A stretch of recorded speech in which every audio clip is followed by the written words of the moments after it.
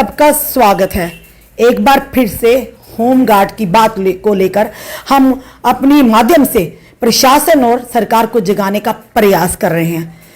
4000 home guards की रोजी रोटी का सवाल है। 2014 से लगातार कमला शर्मा इस यानी कि जंग को लड़ रही हैं, एक सिपाही की तरह। अकेले नहीं बल्कि दूसरों के लिए, 4000 परिवारों के लिए। अभी हाल ही में एक नेशनल होम गार्ड्स की मीटिंग थी, ये दिल्ली में भी गई थी, होम मिनिस्टर मंत्रालय से भी मिली थी। अब देखना यह गृह मंत्री मंत्रालय से भी मिले थे। अब देखना यह है क्या वहां से पॉजिटिव रिस्पांस लेकर आई हैं या अभी भी इंतजार बाकी है। 2014 आज 2023 भी जा रहा है, तो आखिर और इंतजार कितना बाकी। यूटीज की बात करें, स्टेट्स की बात करें तो ऑनरेबल सुप्रीम कोर्ट ने आदेश दे दिए कि होम गार्ड्स का अधिकार होने दिया जाए, पर जम्मू कश्मीर इन चीजों में पीछे क्यों रहता है ये समझ नहीं आती। ये तो कोर्ट के आदेश को भी नहीं मानते। चलिए जानते हैं कमला शर्मा जी से। कमला जी, एक बार फिर से आप हमारे माध्यम से अपने 4000 यानी जो हमारे जवान हैं होम गार्ड से, उनकी बात लेकर आई हैं। क्या पॉजिटिव रिस्पांस मिला? 2014 का संघर्ष अब 2023 में प्रवेश कर चुका है। रश्मि जी, सबसे पहले मैं आपका और आपके चैनल का धन्यवाद करती हूँ, क्योंकि मीडिया ही एक चौथा स्तंभ है जो दबे कुचले लोगों की आवाज़ एक एडमिनिस्ट्रेशन तक पहुँचाए जाते हैं। लेकिन जहाँ एडमिनिस्ट्रेशन भी सोई हुई है, जहाँ होम गार्ड की बात आती है, जहाँ मानव अधिकार का भी हनन हो रहा है। क्योंकि मानव अधिकार का हनन इस प्रकार से है कि जहाँ पे तो ना हाई कोर्ट सुप्रीम कोर्ट के आर्डर भी इम्प्लीमेंट नहीं होता है। जुडिशरी कितनी बड़ी पावर है, जहाँ पे किसी को इंसाफ नहीं मिलता तो कहाँ पे जाते हैं? जुडिशरी में। तो जुडिशरी जब इतने बड़े फैसले देती है, आज लोग 2015 में 3 मार्च 2015 में फैसला आया था कि होमगार्ड को कांस्टेबल का दर्जा दीजिए। जो कांस्टेबल को सैलरी मिलती है तो वो होमगार्ड को भी मिलनी चाहिए। अभी रश्मि जी, 1 हफ्ता 10 दिन पहले ही एक ऑर्डर उड़ीसा में आया। उड़ीसा वालों का भी जैसे इम्प्लीमेंट नहीं हुआ होगा तो उन्होंने सुप्रीम कोर्ट में ये किया, तो सुप्रीम कोर्ट से उनको क्लियर कट ऑर्डर आ गया, मेरे पास कॉपी भी है उसकी भी, कि होमगार्ड को पूरा हक है कि वो पुलिस के बराबर ड्यूटी करते हैं, पुलिस की सैलरी उनको मिलनी चाहिए, होमगार्ड को भी। और जब उनका समय समय पे वेतन बढ़ता है तो इनका भी बढ़ना चाहिए, इनका भी बढ़ना चाहिए। तो इसके लिए जैसे हमारे अब कोर्ट में कितनी कंडेम्प्ट है, कितने केस चल रहे हैं, तो जब कोर्ट में जाओ तो बस तरीक पे तरीक है। कितने साल से तरीके मोड़ा है, लोगों ने जितनी कमाई की कोर्ट में ही लगा दी है। लेकिन जहाँ पे कोई जुडिशरी का असर ही नहीं है, मैं बोलती देवता का मंदिर होता है सर्वोच्च न्यायालय सबसे बड़े, तो जहाँ पे कोई उनका असर ही नहीं है। जब हम सेक्रेटरीट में जाते हैं बोलते भाई आपकी फाइल तैयार हो गई है, सब कुछ हो गया, एक मीटिंग होनी है, चीफ सेक्रेटरी साहब के पास होनी है। मैं बोलती वो दिन पता नहीं कौन सा मुहूर्त निकला, कौन सा सूरज चांद पता नहीं उल्टी साइड से निकला, तो जिस दिन होमगार्ड के बारे में जो मीटिंग होनी है मैम। उसके बाद हम हमारे MP जुगल किशोर शर्मा जी है, हम उनसे मिले, उन्होंने हमारी मीटिंग करवाई गृह मंत्रालय के अंदर होम मिनिस्टर से। होम मिनिस्टर के रश्मि जी जो देखो 2 लेटर आ गए हैं इनको एक ही महीने में। ये गृह मंत्रालय से 2 चिट्ठियां भी आ गई हैं। ये चिट्ठियां कहीं ना कहीं ये कहेंगे, फिर उसके बाद तब भी जो इम्प्लीमेंट नहीं हो रहा। गृह मंत्रालय एक बहुत बड़ी पावर है। पहले तो जो बोलते थे कि जहां स्टेट का मसला, स्टेट नहीं इसको इम्प्लीमेंट करती है, लेकिन रश्मि जी अब तो सीधा केंद्र शासित प्रदेश है, अब तो इनको कोई किसी की परमिशन नहीं है। तो क्या ब्यूरोक्रेट्स इनकी बात नहीं सुन सकते हैं? हमारे LG प्रशासन है, LG को संज्ञान लेना चाहिए कि इतनी देर से ये बैठे हुए हैं। एक सुप्रीम कोर्ट का ऑर्डर भी है, हाई कोर्ट का भी है, गृह मंत्रालय से भी आ रहा है, तो अब तक इतना टाइम क्यों लग रहा है? अभी नेशनल होम गार्ड की मीटिंग हुई है हमारी दिल्ली में, इसमें यही डिसीजन लिया गया है अगर हमारा मसला 1-2 महीने के अंदर नहीं होता है तो इसके लिए हम विद परिवार पूरी फैमिली, होम गार्ड ड्यूटी करेगा उसको नहीं हम छेड़ेंगे, आप ड्यूटी करो, अपना परिवार निकालो। जैसे किसानों ने आंदोलन किया था ना, तो उनके जब छोटे छोटे बच्चे निकलेंगे ना, पार्लियामेंट लगी होगी, वहां तक जाएंगे। जो जंग अब पूरे हिंदुस्तान में 7 लाख होम गार्ड की छिड़ गई है। कमला जी, 2014 की बात प्रधानमंत्री जी ने खुद कहा था कि होम गार्ड का फैसला हल होगा, मसला हल होगा। प्रधानमंत्री जी को याद करवाने की जरूरत है या उन्हें क्यों नहीं याद करवाया जा रहा? मैम, प्रधानमंत्री जी को भी हम याद करवा रहे हैं। देखो, प्रधानमंत्री एक देश के सबसे बड़े राजा है, तो प्रजा कहाँ पे जाती है? राजा के पास ही जाती है ना।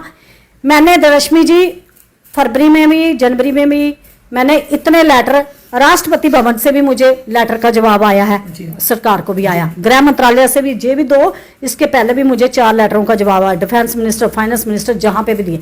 लेकिन जो लेटर मैंने पीएम ऑफिस में दिया उसका जवाब क्यों नहीं आया? कौन सी लॉबी उधर बैठी हुई है जो इस लेटर का जवाब कह रहे हैं? देखिए, प्रधानमंत्री जी हर घर तो पहुंचेंगे नहीं, हर जगह तो वो जाएंगे नहीं, पर उनके जो आगे कारकुन, जो उनका एक पूरा बैठा हुआ सिस्टम में बैठे हुए लोग हैं, कहीं ना कहीं आपको नहीं लगता वही प्रधानमंत्री जी तक सही जानकारियां नहीं दे रहे? भाई रश्मि जी, जो सोचने की बात है, जब सभी से लेटर का जवाब आया, जितने भी डिपार्टमेंट थे, कम से कम मैंने 20 डिपार्टमेंटों को जो लेटर दिए, सभी का जवाब आया, लेकिन मेरे पास वो उसका सबूत है, मैंने स्टैंप लिया, डेट लिया, सब कुछ लिया हुआ, मैंने उसका रिमाइंडर भी दिया जाके। पीएमओ ऑफिस में कुछ गड़बड़? हाँ, पीएमओ ऑफिस से, जो कि हमारे लिए 2 शब्द का लेटर नहीं आया। वो लेटर कौन से डस्टबिन में जाता, कौन से खड्डे में जाता है। मुझे बड़े अफसोस की बात है कि हमारे प्रधानमंत्री जी कहते हैं कि बड़े बड़े फैसले लेते हैं बेटियों के लिए। तो मैं भी एक देश की बेटी थी, जो ऑल इंडिया की, मैं नेशनल वाइस प्रेसिडेंट हूँ, J&K स्टेट की प्रेसिडेंट हूँ, और मैंने खुद अपने हाथ से जो लेटर दिए हैं। लेकिन मुझे एक पीएम ऑफिस से नहीं इसका जवाब आया। दिसंबर में भी मैंने लेटर दिया, नवंबर में भी मैंने लेटर दिया, उसकी कॉपी मेरे पास है, स्टैंप है उसके। मैं आरटीआई भी बहुत जल्दी लगाऊंगी, क्यों नहीं। अगर हमारे प्रधानमंत्री इतने शक्तिशाली है, देखो हमारे गृह मंत्री रात रात में 370 टूट सकता है, रात रात में नोटबंदी हो सकती है, रात रात में 3 तलाक का मुद्दा हो सकता है, राम मंदिर का हो जाता है, राम मंदिर भी सुप्रीम कोर्ट से मसला आता है। लेकिन जो होम गार्ड के ऊपर जो आपने स्वयं सेवक का एक्ट लगाया हुआ, 77 सालों से ये संस्था बनी हुई है, 77 सालों से रश्मि जी, 1937 से लेकर 1947 तक अंग्रेजों निकाले भी गए थे होमगार्ड, जिनको निकाला भी गया था, टर्मिनेट भी किया गया। हाँ, कुछ लोगों को निकाला, 68 लोग वापस आ गए कोर्ट की डायरेक्शन से। मैं उनका सल्यूट करती हूँ, अपने होम सेक्रेटरी को भी। सामने ऑनरेबल कोर्ट के फैसले की वजह से इंसाफ। हाँ, अब उनका दूसरा बैच है, वो भी बहुत जल्दी आएगा। लेकिन मैं अपने डिपार्टमेंट को दोष दूंगी कि मेरे जो डीजी साहब हैं, एडीजी साहब, जिनको लेटर भी आया, कमांडर साहब बहुत अच्छे हैं, वो हमारे साथ हर दम गरीबों के साथ खड़े हैं। कि मैं पहले ऑफिसर देख रही हूँ जो होम गार्ड के साथ खड़े हैं, और अच्छा प्रपोजल उन्होंने भी यही बोला।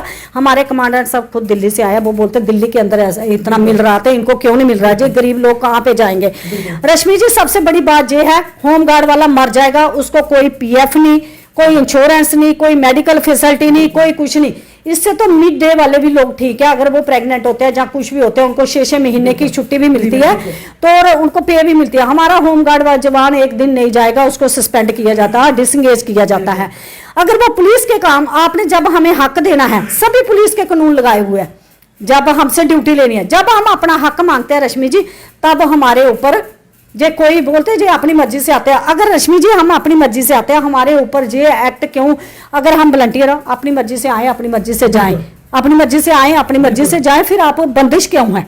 आपने बंदिशें लगाइए ना, जहां पे होम रिस्क, वहां पे होमगार्ड फिक्स, चाहे वो यात्रा ड्यूटी, अभी अमरनाथ यात्रा ड्यूटी आएगी, आप देखना होमगार्ड भी काफी, कोविड हो गया, अर्थ क्यूक हो गया, फ्लड कंट्रोल हो गया, जवान जहां पे भी है, ट्रैफिक नाका देखो, रात को ड्यूटियां देखो, जो भी लगता है कि कुछ होगा आपका, कि लगातार संघर्ष है, 2014 2023 भी जा रहा है। मैम, मैं कहती हूँ कि संघर्ष करने से एक दिन कुछ नहीं मिलता, लेकिन एक दिन जरूर मिलेगा। ये मेरा होप है कि मैं इस डिपार्टमेंट में रहूं नहीं रहूं, लेकिन इस होमगार्ड को हक दिलाएंगे। हमारा फैसला ये है कि इनको रिटायरमेंट पे 50 लाख रुपया दे गवर्नमेंट, नहीं तो पेंशन दे, नहीं तो रिटायरमेंट एज क्यों है। जब हम डिपार्टमेंट के अंदर हैं तो आप बोलते वॉलंटियर, फिर रिटायरमेंट एज क्यों है? इनको फिर चलना चाहिए ना। जे गवर्नमेंट के जब मैम जे संस्था बनी थी ना, तब कोई रिटायरमेंट है तब बनी थी, जो लोग रिटायरमेंट थे वो आते थे देश की सेवा के लिए, उनको भत्ता दिया जाता, क्योंकि वो रिटायरमेंट थे, उनको पेंशन मिलती थी।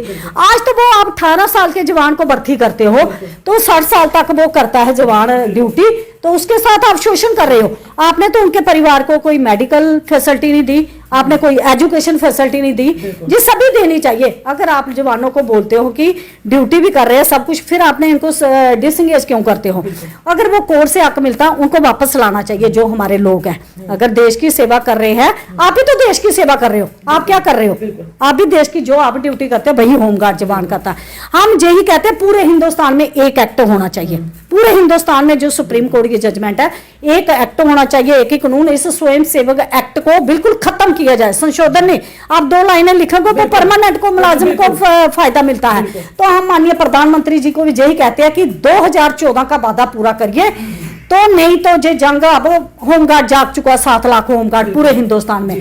तो एक ही जे ये मांगते हैं राज्य कर्मचारी का दर्जा या केंद्रीय कर्मचारी का दर्जा। होमगार्ड को भी हक है पुलिस की तरह, जो सुप्रीम कोर्ट ने हक दिया कि सुप्रीम कोर्ट ने यही हक दिया जैसे उनका आप हर साल टीए डीए और सैलरी बढ़ाते हो वैसे ही होमगार्ड की बढ़ानी चाहिए। तो हम माननीय प्रधानमंत्री जी से, गृह मंत्री जी से, एलजी और चीफ सेक्रेटरी होम सेक्रेटरी से यही अपील कर रहे हैं, जो हमारी फाइल ब्यूरोक्रेट्स के पास पड़ी हुई है उसके ऊपर कब वो मीटिंग करोगे, कब वो दिन आएगा होमगार्ड भी इस काले कानूनों से, स्वयं सेक्स एक्ट से आजाद होगा। तो मैं पूरे हिंदुस्तान की तरफ से एक ही मैसेज माननीय प्रधानमंत्री गृह मंत्री जी को देना चाहती हूं, सर इस एक्ट को खत्म कीजिए और इनके परिवारों का भी भविष्य सोचिए इनके बने। जम्मू कश्मीर में 4000 और पूरे देश की अगर बात करें तो 7 लाख जो कि होम गार्ड्स है, आज वो जागरूक हो चुका, अपने अधिकार की लगातार हर ओर से आवाज उठ रही है। उनका यही मुद्दा है कि कम से कम वर्दी एक ही है पर सुविधाएं में इतना अंतर क्यों। ये बड़ा सा, इन्हें राज्य कर्मचारी का दर्जा या केंद्र कर्मचारी का दर्जा दिया जाए, एक विधान एक प्रधान एक निशान की आप बात तो करते हैं, पर इनके साथ क्यों ऐसा भेदभाव हो रहा है। वर्दी ये भी पहनते हैं पर सुविधाओं में इतना जमीन आसमान का अंतर क्यों।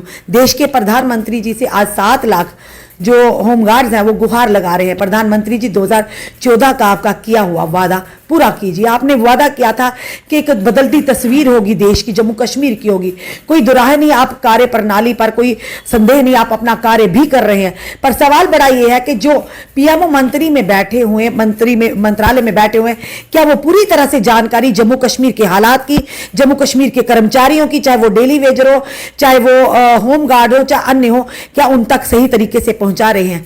प्रधानमंत्री जी हर एक के घर तो नहीं पहुंच सकते, पर ये प्रधानमंत्री जी के आगे पीछे जो लोग हैं, जो मंत्रालय में बैठे हैं, उनका कर्तव्य है कि सही जानकारी प्रधानमंत्री जी तक देना। और कब इन तक खुशखबरी आएगी, कहीं ना कहीं अगर केंद्र शासित प्रदेश बन चुका है फिर इन्हें भी केंद्र कर्मचारी का दर्जा मिलना तो अनिवार्य होना चाहिए ना। चलिए देखते हैं कितनी जल्दी कमला शर्मा और 7 लाख जो होम गार्ड्स हैं उनकी मेहनत रंग लाती है। आखिर क्या इन्हें, आखिर कोर्ट से क्या लगता है।